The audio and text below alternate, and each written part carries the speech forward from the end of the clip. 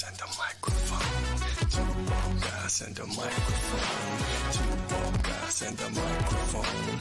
Two bald guys and a microphone. Hello, we're back, and some people been wondering where we've been. It don't matter, cause right now it's happening. Same station, new day and time slot. Content forever is flowing, we won't stop. Providing remedies for chemical brain freeze. And teaching reboot, stressing you believe. We're two bald guys and a microphone. We're glad to be back, it feels good to be home. Oh, guys. And a microphone. How about that?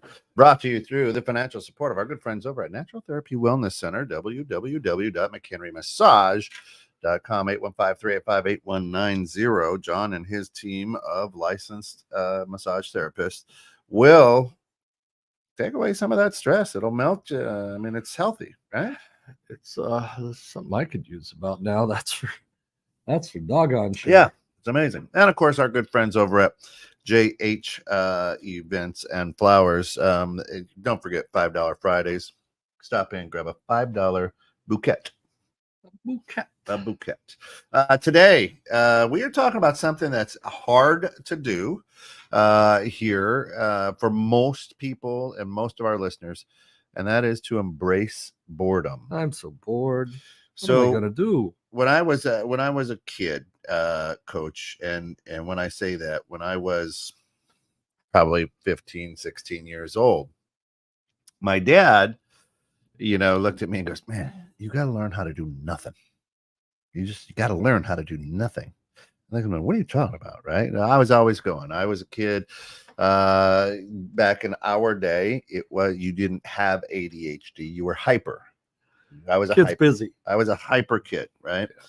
And I didn't understand what he said. So in my 30s and 40s, I made it my mission to learn how to do nothing, and I was pretty lazy. Now, a lot of it had to do with I wasn't sleeping well because I stopped breathing during the night.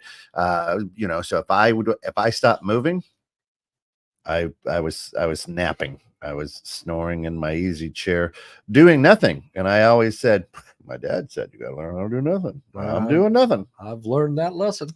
And now that I'm into my lower to mid 50s, is closing in on double nickels quickly. That's right. I've learned what he was saying was you have to be able to embrace boredom.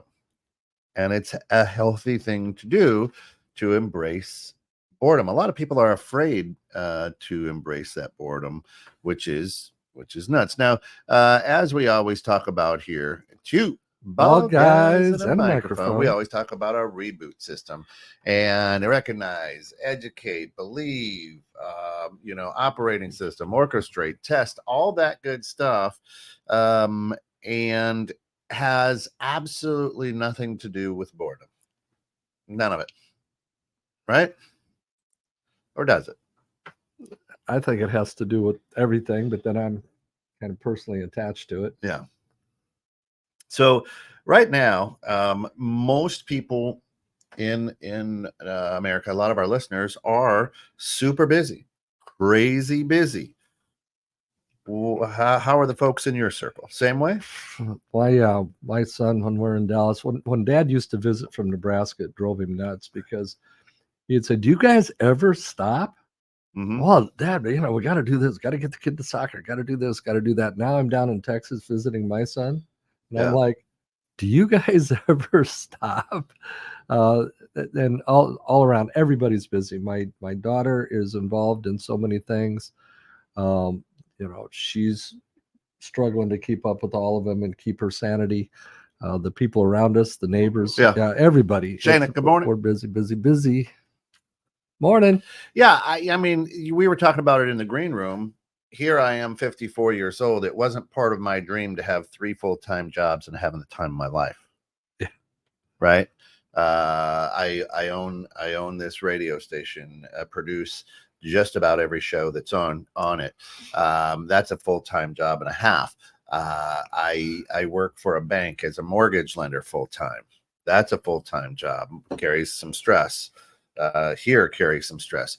And then I'm a college basketball coach at a local community college, and that's a full-time job, which carries its own set of stress. But I wouldn't have it any other way. I'm absolutely having the time of my life. Now, keep in mind, I've got my wife of 31 years. I've got 4 kids, you know, and that's a huge thing. Lisa, good morning. But you have to be able to embrace boredom, bored or content. No, we're not neither really. Boredom. Yeah. All right. So I don't know what to do. yeah. So let me help, because a lot of our listeners will understand this. Our younger listeners probably won't. But Merriam-Webster's and the Merriam-Webster dictionary. It's a book that has definitions, not made up definitions necessarily, not definitions to words and things that are being made up in today's world, but it's a book of definitions. Defines boredom as the state of being weary and restless through lack of interest. Lack of interest. Mm-hmm. While bored is defined as filled with or characterized by boredom. Ooh, clever. Right. So, and bore is to make a hole in the ground. Correct. Not definitions that change week. Yes, correct. That is correct. Or to fit our show or sentence or narrative. Anywho, the idea of boredom and how to embrace it is actually been they've done research on this, and has been proven to be very, very, very, very, very healthy. Right. Did you ever think that you would be bored, or I don't embrace recall boredom? a time in my life that I was bored. There are programmed downtimes, you know, going fishing, going away for weekends. I've got a retreat coming up in October. I'm going away for 4 days. So I've always been so busy like you that if there's a moment, I've got something to do. Yeah. So I don't recall being bored, but I look around me and the kids are constantly, I'm bored. Right here's a basketball. There's a hoop in the driveway. Yeah. But I mean, when they say they're bored, I mean, what state are they in? Where they at? Just don't know what to do. That you know, the definition you just gave, they're not interested in anything. Lisa says, and thanks for chiming in. Lisa says, boredom and even depressive can be healthy in short terms, as it gives your mind time to settle and allow creativity and discovery and desires you couldn't see or hear in all chaos. Your brain needs a break. I mean, there's no doubt about it. But that's why we sleep, right? That's our brain processes everything we did in the day while we sleep, and that's it. But yes, I agree with that. The hard thing is we have fallen in such a line of productivity that we think we have to be productive, have to be doing something, have to be physically, moving, doing things. You can embrace boredom, right? While you're playing golf. You can embrace boredom while you're at work doing, if you work on an assembly line, I think they still have those. You could be bored doing your daily activities, right? If you have a sex life, your partner could be bored, right? Oh, right? Look, she's calling in now. Yeah. So I think a lot of what we do is we don't understand what boredom is, and we don't want to embrace it. Matter of fact, we try to run away from it. Boredom is that place where we are able to listen to those voices inside of our head.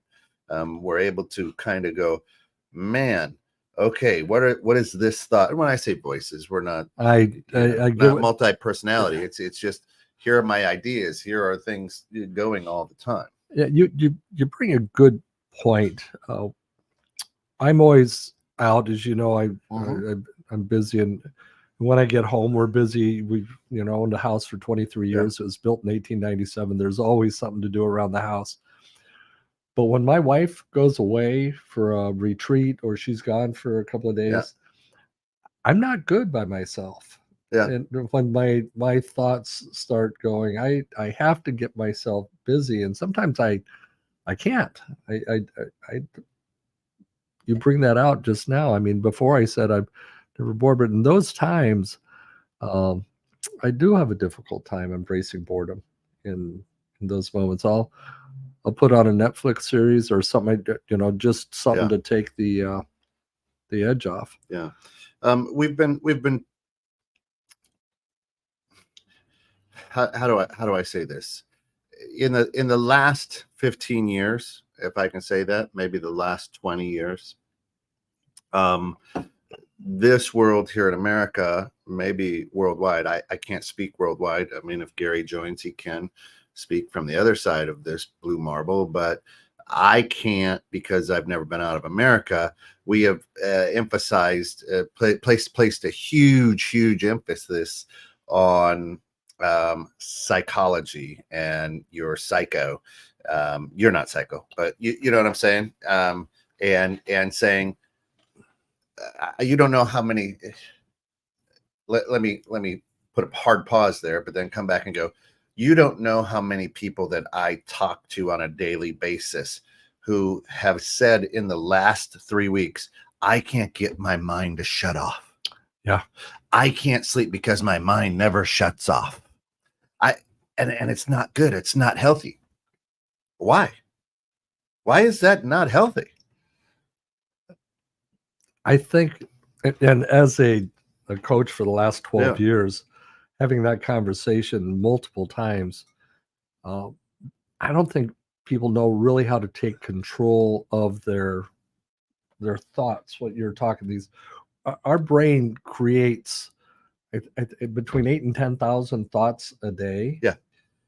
We have to choose which ones we want to dwell on. The problem is we start dwelling on all the wrong ones. Yeah. So as these thoughts coming in, negative thoughts beget negative thoughts beget negative thoughts, and the opposite can also be true if we embrace them. And we've got to say, no, get out of here. Go. I don't want you. What do you mean by that? Dig deeper on that a little bit. When you're sitting there and a news flash comes up, and there was a shooting in another school. Yeah. At my allegedly. Allegedly. And we're not promoting any type of violence here. My military brain goes right to what I would do if I were involved in that situation. Yeah. Right. And I start thinking, when the screen comes up and you see the school, I start looking for entry points and other things like that. I can't turn that off because of the training that I had. Okay. But other people around me, oh, isn't that a shame? How do these parents not see it? And they try going into things that they have no control over and no ability to make any change or impact on. And it's just one of those things. How do I turn that off? Now I realize at 68, if I was in that situation in a mall and somebody starts shooting, I no longer have the athletic ability to go take out a shooter. But I do have the ability to make people safe. And that's where my brain will go through all these steps. The brain that doesn't have that type of training goes into a fear base. Yeah. And that fear base just grabs them, takes over their life. And I see it time and time again. Lisa says a large part of young people's struggles is parents that keep them involved nonstop and they don't know Yes. how to be bored and enter their own minds and heads. Thank you, Lisa. I mean, that could be a whole show. That's- That could be a whole show in itself. And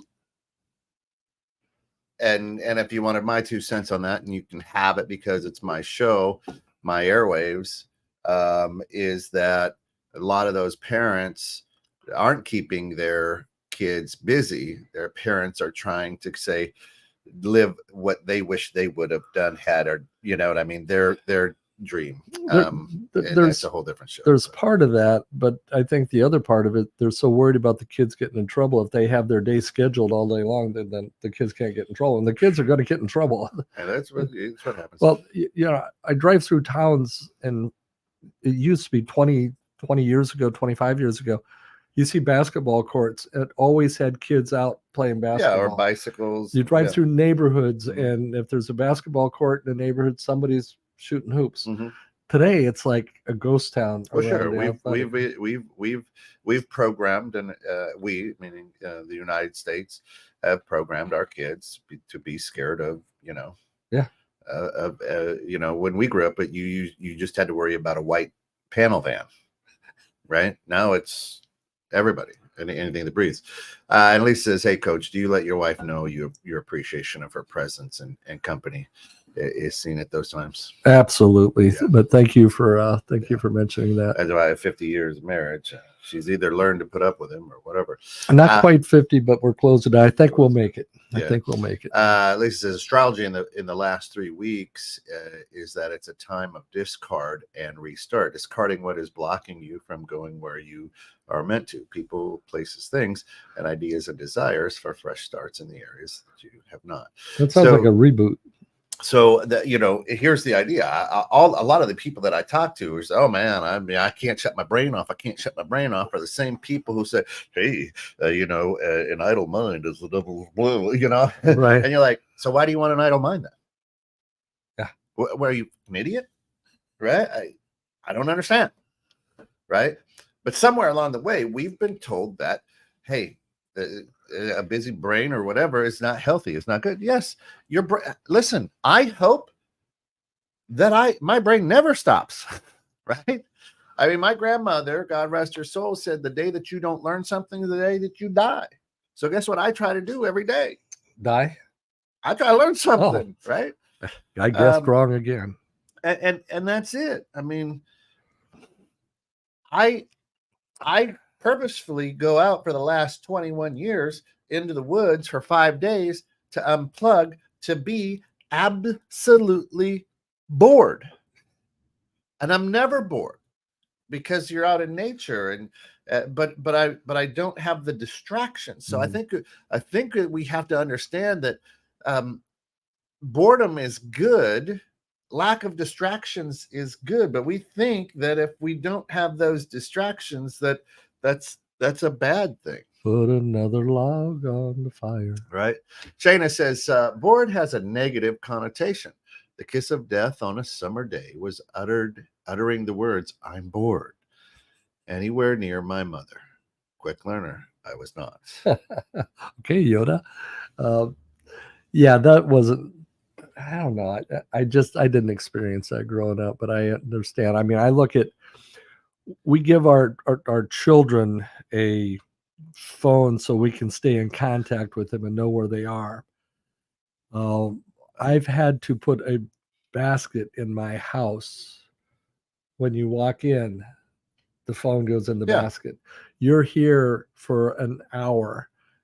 I would like to have a human interaction with you, not you on your technology acknowledging that I said something.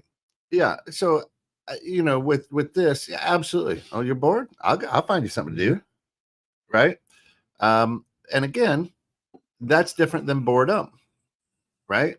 You can go out into your garden, be one with nature, be absolutely doing what you love, and bored out and be in a state of boredom. Right. Oh, time to make the donuts. Right. I mean, time to weed the tomatoes. But this is the same as you hear. As you're out in one of the big box stores or something, there's a kid crying. I'll give you something to cry about. Are you bored? I'll give you something to do, right? That's the way it is. And yes, a lot of it, parents reliving their childhoods through their children. Send them to my. I would not wish that on you, Lisa. I understand that you're great at what you do, but trust me. Neurotic parents trying to chase scholarships and fame through their kids is a problem. I don't remember anyone getting plastic surgery or cars for their birthday. That's correct. That's correct. In order to embrace boredom, and Coach, you've got some why it's good, right? It's somewhere along the way too in the last 20 years. Hey, I can multitask. I'm really good, right? But I mean, people who multitask all the time can't filter out irrelevancy. Am I saying that right? Irrelevancy. They can't manage a working memory. They're chronically distracted. They initiate much larger parts of their brain that are irrelevant to the task at hand. They're pretty much mental wrecks, right? And I remember that. I have sat in interviews and I've told people that I was in it. Oh, I can multitask. Look how good look at everything I can do, and nothing ever gets done. And people will say, can't. Now you've got 3 full-time jobs, you've got a family, you're running, you're doing this. How do you have to multitask? Nope. I categorize real well. And when I get to a spot where I go, maybe I should look at Netflix or something, wait, let's check. What can I do over on this business? What can I do on this business? What can I do on this business? Who can I help right now? Right. Is what I do. And and that's huge. Sounds like walking meditation where you do something physical and zoning out like that. Yes. Embracing boredom is that. It doesn't mean that you're sitting still looking at the wall going, or, bouncing, sitting there with your feet and bouncing a tennis ball off the wall all day, like you're in detention or something. Right? Well, the first step, and I do have seven things to go through today. The first one is change your perspective. Instead of seeing boredom as a negative or waste of time, see it as an opportunity to rest, reflect, and recharge. That's a lot of what you're talking about. Yeah. Embrace the idea of being bored is essential for your mental well-being. There's a lot of truth in that statement, because if we're constantly going, our brain never has a chance to catch up. And we've talked several times about what happens when we're in conflict. And I had a discussion with Chuck Inman, the author of Chemical Brain Freeze. We talk about most conflict we think of as external conflict. You're in an argument with your wife, somebody cuts you off in traffic. But one of the worst conflicts we can get into is internal conflict. And when we're conflicted internally, we're constantly producing cortisol, and we're constantly staying off the creative bandwagon. So embracing boredom and just slowing down, say, you know what, it's okay to sit here and do nothing for a little while, is an important task for your brain to recover. Well, and I'm gonna challenge that. I think your brain has to be doing something, and that's what hobbies are for, right?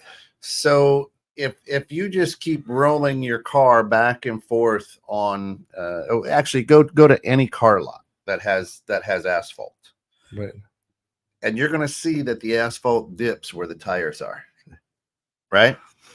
And it's just because that's where cars go. Yeah.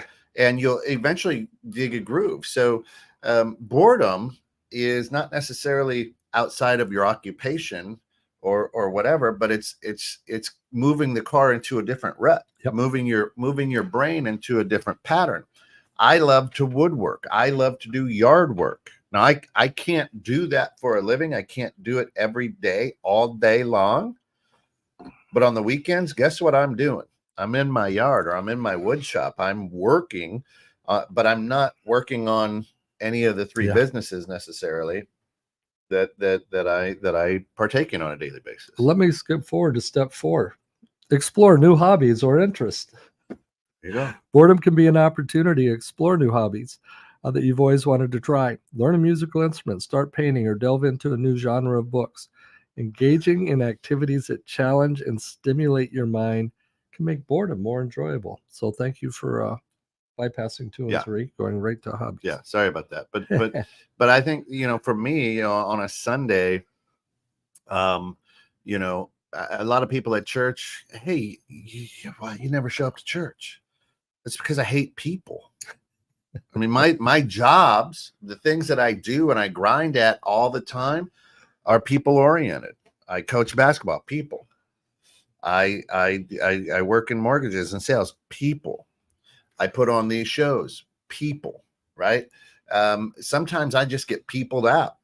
And on a Sunday morning, maybe it's easier for me now to just put church in my ear and be in my wood shop and undistracted by, if that person doesn't sit that kid down, I swear to God, if that was my kid, you know what I mean? Why is the pastor? That's a horrible. Why would you wear shoes like that with that outfit? Doesn't make sense to me, pastor. Now I don't even hear what you're saying, right? You just flashback. I went to a talk by this guy on forgiveness. He had a 3-piece suit and sandals with no socks. Right. Toby, Ed, how are you, brother? Hey, good morning, Toby. Man. But so to me, right, is being bored is embracing boredom for me. I do it on a weekly basis. I try to find those times where I can embrace boredom, because it allows my brain to just go, yeah, over here. Next. Yeah. Number 2 on the list is it's funny. It's disconnect from technology. Constantly being connected. Not in the next hour. Yeah, Stay with us. Wait till this is done. Yeah. Set aside specific times or activities. And what's funny is I actually had programmed into my reminders on my phone, unplug for the next 30 minutes. So my technology told me to unplug from my technology. And I think of how crazy that is. In your research, did it uncover why to unplug? Well, it goes on to say being connected to screens and devices can make it harder to embrace boredom. When you set aside specific times or activities where you're intentionally disconnect from technology and allow yourself to be bored during a walk, waiting in line, or before bed. But one of the things that I've actually had each of my older grandchildren, the ones who are tied hard to technology. Could you do me a favor? Go look out and tell me what it means to be addicted to technology. Look that up on your technology. Yeah. And I'm not addicted. All right, put it down. Let's go play basketball. Okay. And you're out there and they flinch. It's like taking control of our lives. Lisa says, when your brain won't stop, ask it a question. What are you trying to tell me? What do you feel I am not hearing? The key is be willing to actually hear it. It will answer if you allow it openly. Okay, so Noah St. John going on there. So I'm going to ask this question at this point. When your brain won't stop, ask it questions. Why do you want your brain to stop? Right. It makes no sense to me. Well, I think maybe where she's going, and maybe not the brain to stop. She's on Facebook and YouTube. Oh man. I get in these thinking loops where I can't break out of the loop. Yeah. I'm thinking about this thing and I'm like, I got to stop thinking about that thing. So I go do something else, but that thing pops back in. Yeah. So why is that bad? Because at the moment I can't do anything about it. Maybe you're not supposed to. Yeah. I don't know. Yeah, Shane says, I'm planning to take a tech break on 10/4, right around 1:20 p.m. Central Time or 2:20 Eastern. I'm with you on that. Yes, Shana says, I'm an extroverted introvert. It's rough. I mean, that's when she was on Facebook, but now she's on YouTube, unless somebody has stolen her identity, and she's both places right now. All the signal waves affecting everyone that are not seen does matter. So we can turn it off, and it will help consciously, but our brains and bodies are affected 100% of the time. I think to unplug is to stop the flashing, the blue light, not necessarily to that it's huge distractions. But here's what I'm going to say. when we were growing up, don't sit too close to that TV. Yeah. Gonna ruin your eyesight, right? And now what are we? But we can brighten dim it. Right? Yeah. We can wear special glasses with blue lenses. Blue lenses, right? And I think that's okay. Now, a lot of times when people think they have to shut their brain off, you're not living in the moment. You're out in over your skis or behind your skis, like, oh man, I can't get my brain to shut off. Well, then you start to worry because of what may be happening. Grounding is a huge thing. Now listen, Phil Nasarino, he's probably listening. Phil has, he's got a great business. We both wear it right here. Frequency RS. And a lot of what he does is just that energy, that grounding energy. But there is a certain times during the week that I will just walk out in my yard barefoot and go sit with my back against a tree, or just stand in the yard barefoot because of that grounding effect. And I find it very refreshing and very enjoyable. I think it's important. But to embrace boredom isn't to run away from the thoughts in your head. To embrace boredom isn't to stop and do absolutely nothing, like in a padded cell. Embracing boredom is being able to exhale. Embracing boredom, is to stop and focus, right? And you need to be able to go, okay, I'm really kind of bored, but I don't have to break out of this boredom, right? It means that I can be bored doing a hobby. I can, you know what I mean? But I've taken my brain into another, and if the thoughts on how to fix your business continue, that's okay. That's okay. Several years ago, I got an invitation to a silent retreat. Oh yeah. On Friday night, when you got there, you had a meal. Following the meal, there were no words spoken until Sunday at noon. So all the rest of Friday night, all day Saturday, all day Sunday morning until noon, you would go to lessons. I think there were 7 lessons throughout the weekend, but there were no question and answer periods. There were no nothing after the lesson. You went back, got out your book, and wrote or reflected on what you were doing. And everybody in my family made a bet that I was going to come back stir crazy because I couldn't talk for hard for you. 72 hours. It was the most refreshing event. When the opportunity came up to go again the next year, I was right there. And I have made several of those retreats over the years, and it makes, especially for someone who makes their living talking, it's good to just shut up now and then. And Nate, good morning, brother. How's the little man? He says, I usually inhale and exhale, and usually after a few times doing that, I feel fantastic. Also very hungry. Step 2 in chemical brain freeze. Shana says, I can't be bored in public. My face won't cooperate. That's you can never be bored in public. It's too much. It's too much fun as a spectator sport. And that's how I love doing it. It's just watching people, right? But I think that throughout this time, you embrace boredom when you start to define what success is for you. You start to define what happiness is for you, not accepting what somebody else's definition of success and happiness are. Right. We grew up watching the Cleavers, right? What a great show. And if you go back and watch the Leave It to Beaver show, I watched several episodes later. Here's the best thing. Ward, does he ever take his tie off? He'll put on a sweater after dinner and go into his den and read the paper, but I think he wears a tie right up till right. And listen, June dresses better to clean her house than people do to go to work now. Right? It was a big deal. It's a big deal. So we all wanted that perfect life. We all wanted, right? And we all want the fairy tale.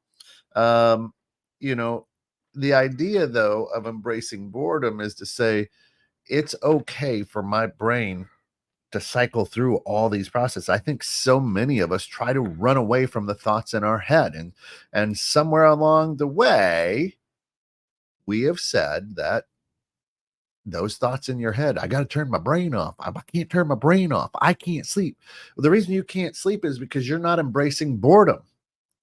You're not allowing your brain to cycle the way you should. And then all of a sudden you think these thoughts in your mind and in your brain are bad.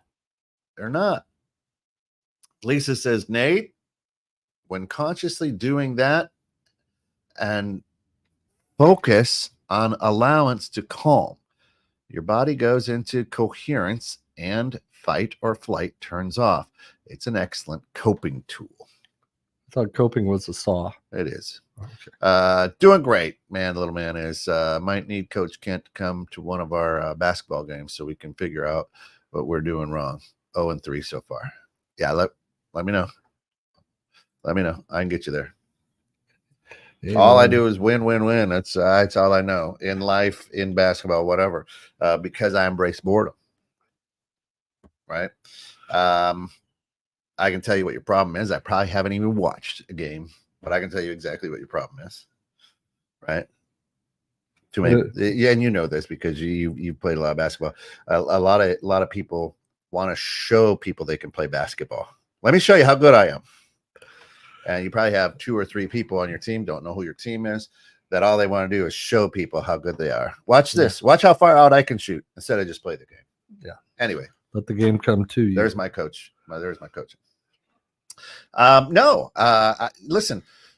Listen, I'm in my own world, Lisa, but that's okay. Everybody there knows me. So trust me. Right. On some days. That's it. So the idea of embracing boredom, the idea of understanding boredom is to say, that's awesome. I've got a brother. He lives out in the Rocky Mountains, so just outside of Boulder.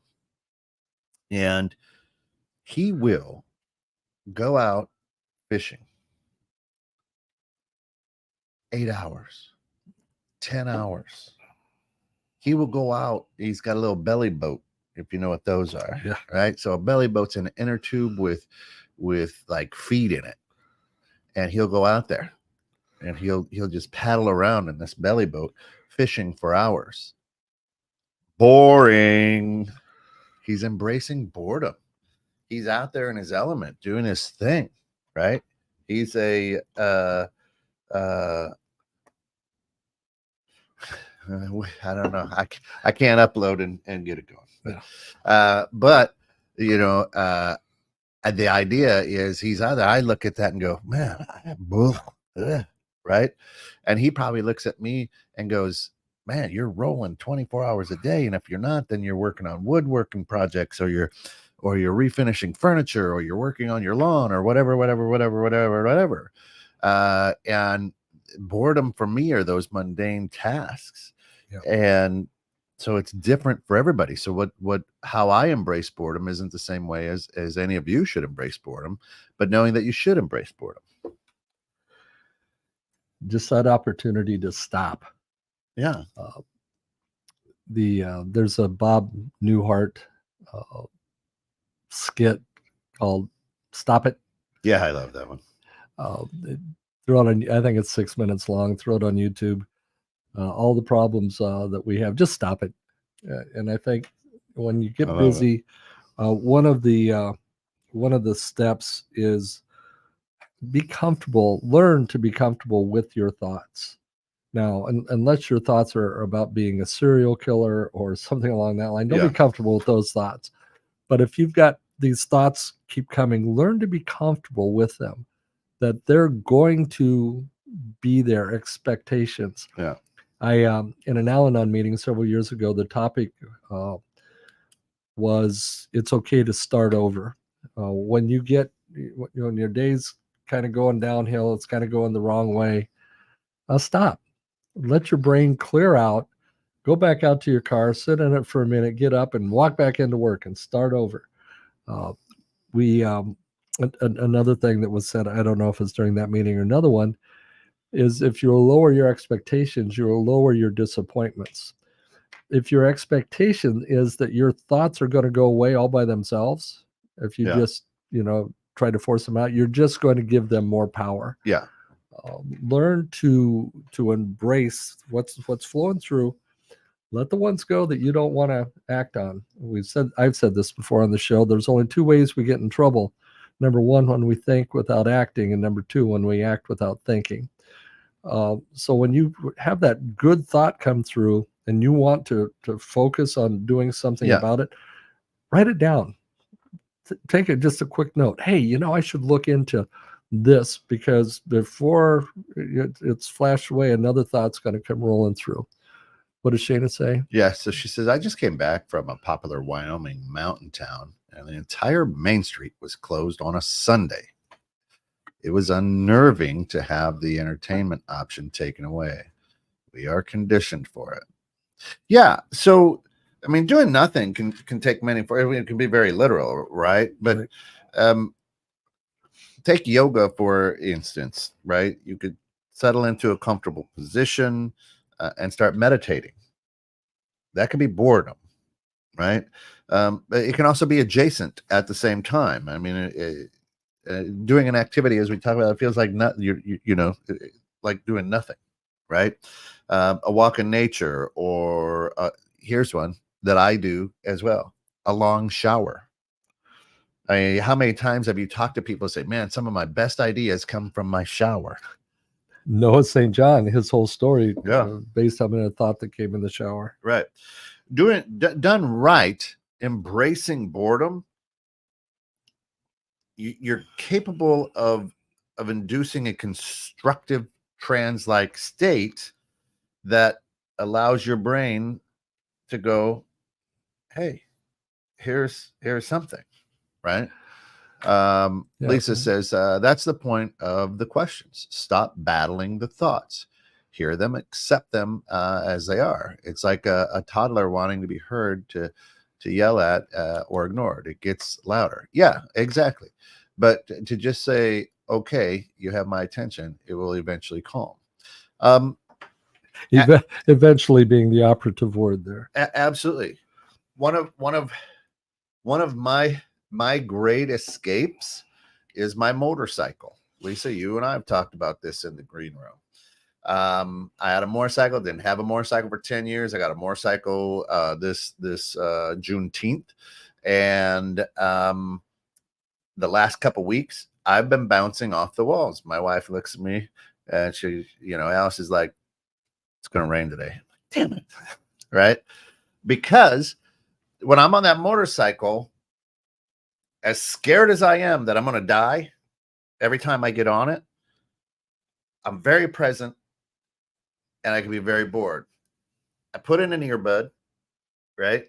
Because, it's the kind, that sit in there. It's not the ear pod, the little white things that look like somebody's walking around with Q-tips hanging out their ears. Yeah, because the helmet, I got the earbud, and I've got music, or I've got a motivational speech, or I've got something going, and I'm just on my bike in the moment with the wind in my face, and I'm not worried about anything other than staying alive. Yeah. Right. I say that not to scare people, but there's a lot of idiots out there, and it's just you and a bike going 55 miles an hour sometimes. And it is, mine is the bike without the motor, where I am the motor. Yeah. And I'll get out and go for 30, 40 mile bike rides. And I'm just, I'm in that peaceful place. And throughout the opportunity, I'll catch up with people. People will catch up with me. I rode by a rest stop the other day. It's right there by Hilltop and on the trail. And there was a group of bicyclists who were taking a break. And I just kind of made fun of them. This was right before the hills on Stern Woods. Yeah. And so I just kind of looked over and said, there are no breaks in cycling.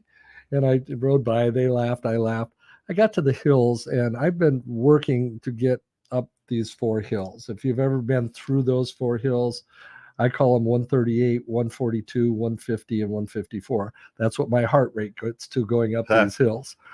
And I got to the first one. I got almost to the top, and my goal was 15 miles that day, and I was already well over 7.5. And I thought, you know what? I don't need to beat this hill today. So I turned around, went back down, and they were just leaving from their break when I got there. And I pulled over and parked my bike. And I said, you know what? Taking a break was a good idea. Well, it turns out 2 of the people there knew me. And so we stayed and talked for a few minutes. But it's just those moments. It's those breaks, getting out in nature on the trail, especially behind Stearns Woods. You have to watch for dry leaves on the trail. You have to watch for squirrels coming by. You know, one of the biggest accidents in bicycling is squirrels jumping through the spokes of a bicycle. Yeah. Who knew? Yeah, crazy. They're nuts. All right. Shane says, I've heard of people committing to a year of non-consumerism. It's amazing how much we spend to avoid boredom. Yeah. Listen, a lot of us take a look at people who are now living, quote unquote, off the grid. They've got homesteads. They're raising goats. They're raising chickens. That's not boredom. That's a lot of work. Yeah. We look at it and go, man, that would be refreshing. No. As much as I love being out in the woods and I would love to live in a log cabin on a lake and do that, no way, no how. A lot of work. Yeah. A lot more work than, that's where we say, let's go there to be bored. This is where they make their living, right? This is what they do. Just pick up and if you're not working, you're not eating. Right? On Walden's Pond, Henry David Thoreau, he didn't even have telephones, much less cell phones, when he unplugged for a year. Yeah. And, so, at least as I can get a client from anxiety to calm within 10 minutes, the majority of the time. We all have anxiety. I could get a client from calm to anxious within 5 minutes. Right. Boredom's a gift. It's a gift that we have to, I think it's a gift that we have to embrace. Right. But you can't just take our word for it. I mean, if you want incontrovertible scientific proof, there is a double-blind study. In short, neuroscientists agree that pursuing I wrote this down because it's big words for me, and I wanted to make sure. But help him out, Lisa. In short, neuroscientists agree that pursuing and appreciating boredom improves cognitive function, focus, self-control, and creativity. And in an ironic twist, doing nothing motivates many to do something new, counterintuitive, and cool. Okay, so by embracing boredom, let's do this again. Now, this is neuroscience. This is not Kent. This is not Coach, right? It improves cognitive function, focus. That means it makes your brain work. Self-control and creativity, right? Think of that. Those are things I think that we all pursue. Those are things that we all wish would happen. But when we don't embrace boredom, our cognitive function doesn't improve. Our focus becomes unfocused. Our self-control goes out the window and our creativity disappears. Yet, I think I have to stay busy to keep all these plates spinning. Right? Taking a break from, your electronics, your hashtag pocket computer, is hard to do, as you say, because we've got right. We've all seen this move too. Hey, we're gonna have coffee. I'll put it face down. As soon as the table vibrates, you go. Well, and now we have our Dick Tracy watches. That's right. Yeah. Which I love too, because if you're driving and you're not supposed to be texting, now you have a 1-inch screen that you're trying to read a text while you're driving. I don't know. And, Anyway. and it won't all fit on the same page, so you have to take your other Yeah. hand off to. Yeah. I think boredom has gotten a bad rap, right? For far too long. And trust me, the next time that you're bored, and it's going to happen probably within the next 3 weeks, right? Lean into it. Let it happen. I mean, you'll be more creative for it, right? And so you're 7. You said you had 7 things. Well, number 7 on the list is embrace solitude. Boredom often comes with moments of solitude, exactly what you're talking about. Take this time to appreciate being alone with your thoughts and enjoy your own company. Solitude can be a powerful way to reflect, recharge, and gain clarity. Yeah. One of the things that I've talked about for years, I've taught leadership. I was the distinguished graduate from the Officer Candidate School. Leadership. I taught people how to lead others, how to be a great military leader, how to be a great civilian leader, how to be a great coach and athletic leader. But what I didn't teach along that way is how to lead yourself. Yeah. Because when you're alone with yourself, I quite often joke when I had all these staffs, I accomplished a lot of great things. But when I became an entrepreneur, I had a staff of 3, me, myself, and I. Right. And what I found out was those other 2 guys weren't listening very well. Learning to listen to yourself and your own thoughts and your own well-being, it's a powerful piece, and you can only do that in solitude. When I was in the hospital recovering from the bypass, sleep was kind of not an option. Beep, ding, ding, ding, right. beep. Here, can I take your blood pressure? You're so those moments you're laying there in this solitude, recovering from the heart surgery, gave me a lot of chance to think about, and I came up with some really amazing thoughts. I know they are amazing because at the moment I had them, I was amazed, but I didn't write them down. And now I look back and go, I want that thought back. How do I get back to that thought? Maybe I should go have another bypass. No, that's not a good idea. So what this myriad of thoughts going through our heads, there's going to be a gem in there someplace. And if you're not ready or capable to write that down, lock that in, it's just gonna go away. But in that solitude, in that boredom, when you allow those thoughts in and you think, you know what, that's a good one. Yeah. What I studied about, and what I, they called it behavioral activation. Behavioral activation. Kind of fancy speak for positive activities that necessitate the presence of mind, but don't demand deep concentration. Think chores. Think household chores. They might be the bane of our existence. Folding the laundry, doing the laundry, washing dishes. There's, how many times have you washed a sink full of dishes and your mind has, bing, bing, bing, bing.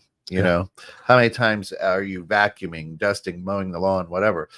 People, I've got so many friends that are my age, like, oh, best $75 a week I ever spent with somebody mowing my lawn. I'm like, man, I love mowing the lawn. I get out, it's therapy for me. That's what I tell people. I'm like, mowing the lawn is therapy for me, man. I get out there, I'm with nature.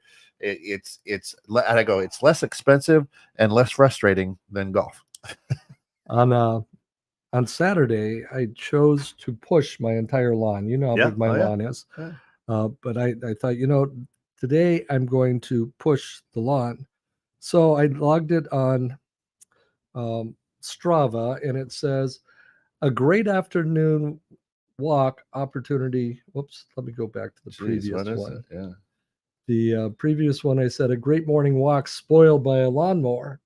Well, I have a Ryobi battery, so I only do half my lawn with the those are great. with the battery charge.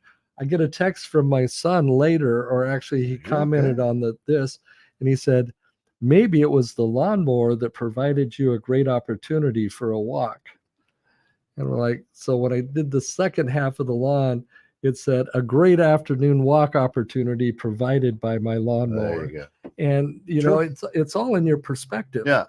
The lawn looks absolutely great. My riding lawnmower, it's got the 2 blades in it, and I've rebuilt the deck. I put new belts on it. I've greased Yeah. and bearings, and it still comes out. One of the blades cuts different than the other blade. And as we're going into the winter season, the last cut, it may have been this one. There may be one more cut before the temperature starts. I want the lawn to look good all year, and I'm like, you know what? I'm going to walk. Plus, I got in 3.5 miles of walking because mine is a 20-inch Ryobi. So, Yeah. Mine's 21. Yeah, that's a lot of laps around the yard. Yeah. And I enjoy it too. But what I read and what I studied was that those mundane those mundane activities, the chores, whatnot, encourage your brain to focus on a clear and uncomplicated task with an obvious goal. Lock in and let your mind wander. Embracing boredom is allowing to let your mind wander. Don't shut it off. Now, I want you to understand, and there's a word in there that I wrote down. It encourages your brain to focus on a clear, right? So by doing these, by embracing boredom, it allows your brain to focus, right? The other thing is designate a space, a physical space, to embrace boredom. The shower we talked about, a backyard. My house now, I have what's called the lid. You've been over there. You've seen it. This is my little sanctuary. I can go out there, and I do on a daily basis, and sit under the lid. The law of the lid is relax. The law of the lid. Right? The law of the lid is relax, is enjoy, is take a deep breath, sit down and love life, love people, right? Anywhere you can easily opt out, of quiet time. I'm sorry, anywhere you can't easily opt out of quiet time, right? Now, a lot of times I've got Alexa playing some music in the background because music to me allows me to be bored, allows my mind to focus, right? The other is this: slow down. If you want to embrace boredom, slow down. Woodworking. You're working with tools. You're working with blades. You have to slow down. You have to pay attention. Yes. Right? Yard work, the trimmers, the blowers, again, you have to pay attention to what you're doing. That's boring, right? But you have to pay attention. So slow down. Sip your morning coffee sitting down at a table. Not walking around hustling or in the car or on a radio show, right? And do it without taking your phone out. Here's one that I found amazing that we just don't do. I don't do anymore either. Read a book. Right now, I read a lot of books, Audible.